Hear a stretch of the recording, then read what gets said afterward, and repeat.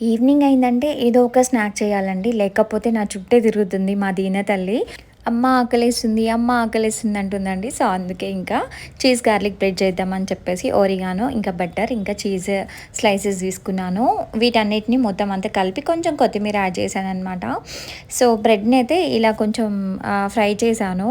Pan పైన పెట్టేసి దానికి ఇంకా ఇందాక పెట్టాను కదా బ్రెడ్, గార్లిక్, ఇంకా ఓరిగానో, కొత్తిమీర కలిపేసి దాన్ని ఆ బ్రెడ్‌కి రాసేయాలనమాట. మిడిల్‌లో వచ్చేసి మనం చీజ్ స్లైసెస్ ఉంటాయి కదా, అది పెట్టేసుకొని పాన్ పైన ఇట్లా కొంచెం అటు ఇటు కొంచెం ఫ్రై చేసేసుకుంటే ఎంత టేస్టీగా ఉంటుందంటే వేడి వేడిగా తినాలి. చాలా బాగుంటుందండి.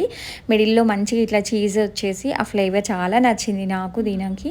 సో, మొన్న అవనిక వదిన వాళ్ళ ఇంటికెళ్తే అక్కడ స్టాల్స్ పెట్టారు. ఈ ఒక్క 2 పీసెస్ 150 రూపీస్‌కి అమ్ముతున్నారండి. అందుకే హెల్తీగా ఇంట్లోనే పిల్లలకి చేసి పెట్టండి. చాలా బాగుంటుంది ఈవినింగ్ స్నాక్స్ లాగా.